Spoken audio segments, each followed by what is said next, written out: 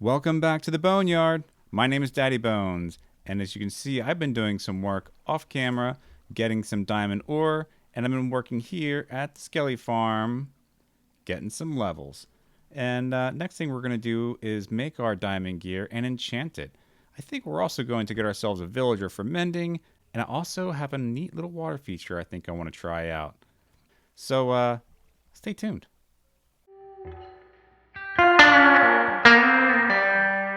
Here we go. Stacked up, 41 diamonds and a Fortune 3 pickaxe. Let's find out.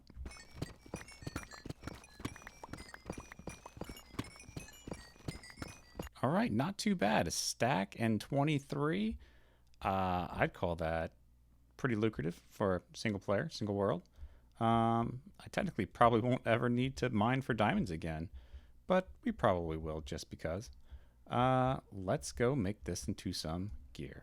All right, we all know we want that advancement, so cover me with diamonds. Lovely. All right, it's a beautiful thing. Cover me with diamonds. I just love the sound of that. Let's go ahead and do some enchanting. So I did a little sprucing up over here. I had some roof tiles I need to continue on there, but I added this beam here. Gives it a little more look. I went ahead and put the barrels in to give it some texture and functional, because in here we have our lapis. We'll go ahead and take a book and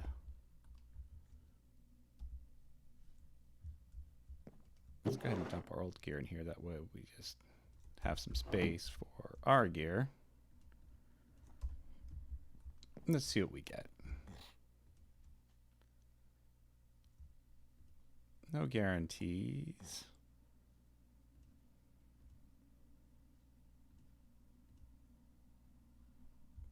Okay, so everything's offering protection 4. We'll just go ahead and do that. Just protection. All right. I'm not too worried. Okay, and it's raining, and I just finished rolling over a bunch of different times to get some enchantments on. Protection 4 and Depth Strider for the boots with unbreaking. Protection for the leggings and the chest plate. I guess I'll get unbreaking down the road a little ways. Aqua Affinity, Protection 4, and Respiration. Again, no unbreaking, but I'm sure we can find a villager and add that. Yeah, so in the sword, I wish we had gotten looting, but we got, Sharpness 4 and Fire Aspect 2. Just efficiency on the axe, which I'm fine with. Again, going to need a lot of unbreaking, so we're going to need that villager for sure. Of course, you knew that I had fortune on my pickaxe along with Silk Touch, and we got a Silk Touch shovel, which I think we're going to need another shovel just so we don't have Silk Touch, but that's down the road. Let's clear these books out. And doing a little decorating up here, I decided we should go do some decorating downstairs. Let's go. Alright, so I started creating like a framework or structure right here for the entryway. And it's starting to, it actually, when you do something like this, it actually still helps a little bit to start creating shape inside the house and what you want things to look like. And I'm just going to add a little foliage over here. And I want to do a clock right here. This is not an unfamiliar clock, by the way. You may have seen this clock before. I've actually built this clock before myself as well. But this is how we're going to do it. Yeah.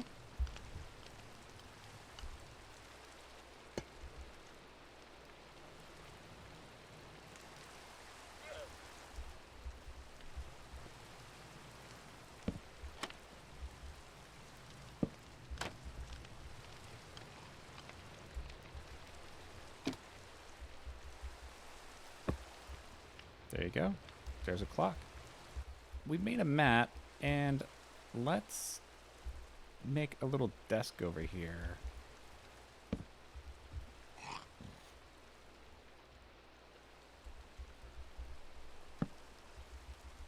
Yeah, like that. And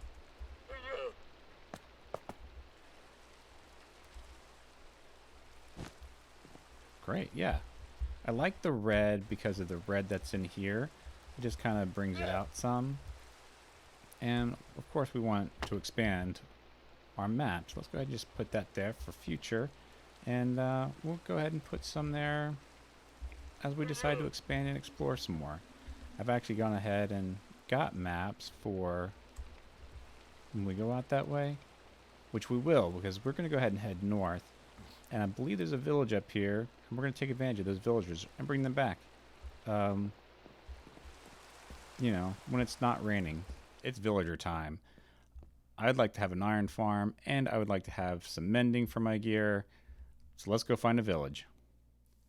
Alright, so we need to move around some villagers, and I haven't found any mine carts yet. And I don't have enough iron to be making rails and mine carts. So let's do this the old-fashioned way, and that's with a boat. Pretty simple enough. You just put the villager in a boat and you start boating them around. But, you know, you've got obstacles like a hill, for example, to get around. So how do you get a villager up a hill? A villager needs a workstation. As you can see, you get so many blocks away, puts on the workstation, he'll find it and path over to it. So what happens if we put a boat down between him and a workstation?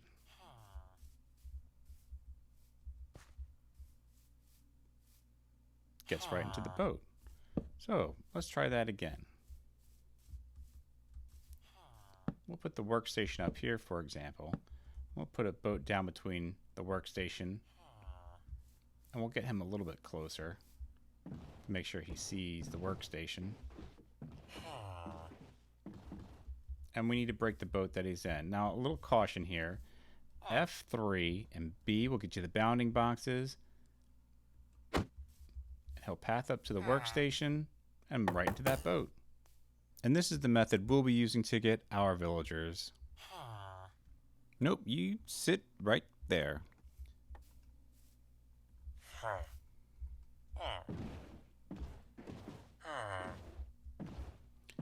Navigating the sea forest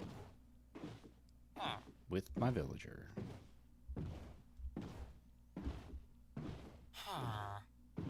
Alright, we got one down in this crude little mud hut. Let's go get another.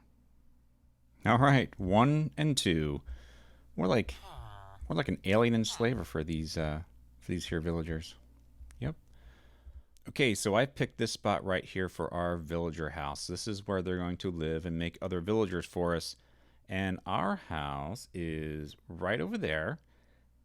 And as you can see, this is our little pathway that we go down. Actually, there's no pathway yet, obviously.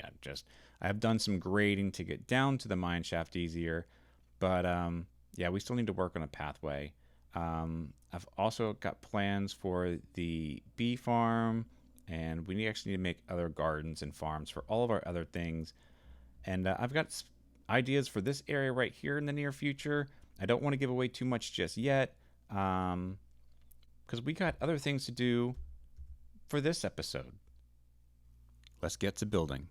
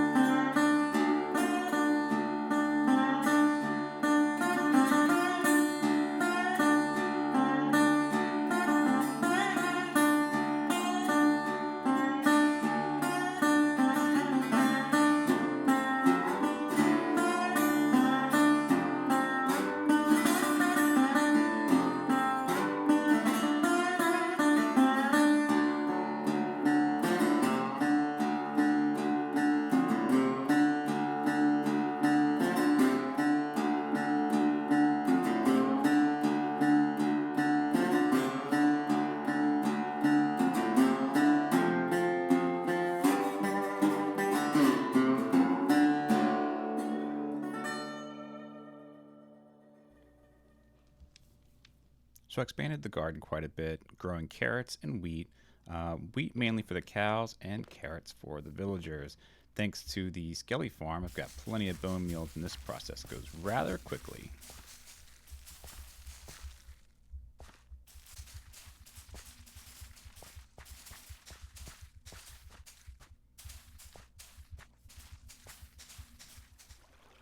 So we have our villagers inside.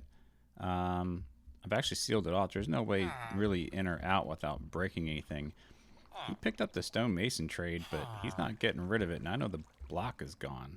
The workstation's gone, so I don't know what's going on with there. I didn't trade with him, but hey, as long as he produces bibbies, he can keep it.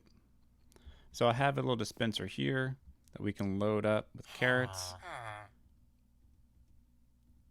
And, you know, actually, we'll try this.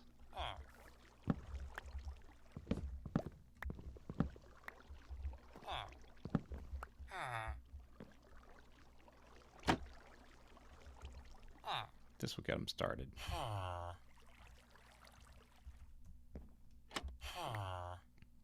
So you can see how it works. It's now that they're going to toss some carrots back and forth, and babies will get washed down there. Head over to the other side so I could show that to you.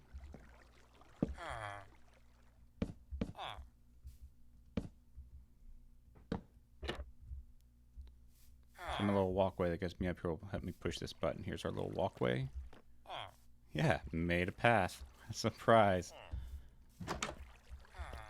So when they make the babies, they will try to path for the bed, and only the babies can get through. They'll fall down to the water stream, and they'll drop down right here. And I put them up on a trap door here, so they cannot escape from their 1 block height. And then, as necessary, voila, we'll pick them up, and we'll send them where they're going to get their new professions and homes.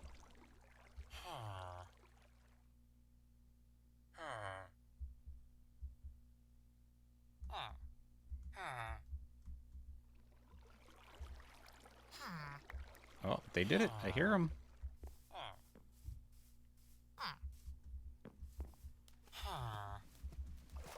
Ooh. Did he splash? He splashed down?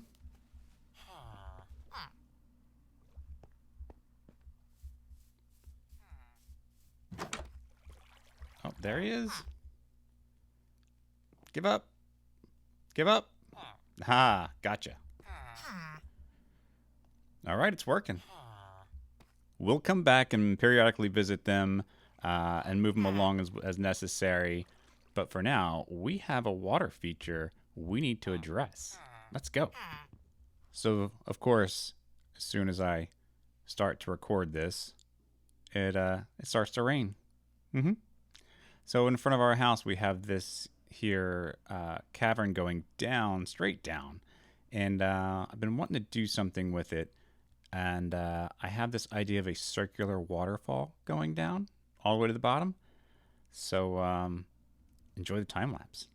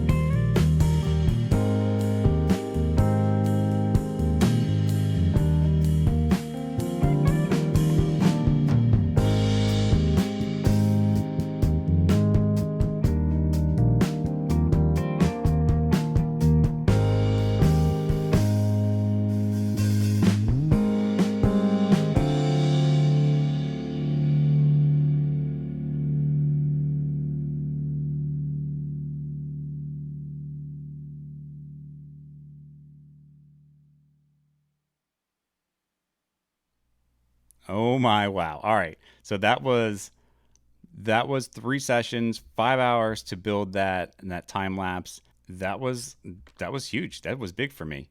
So I designed this in a creative world, and then I brought it over here using Lightmatica. I had to gather all the blocks myself. The shroom lights, I had to grow a warp tree and harvest them manually.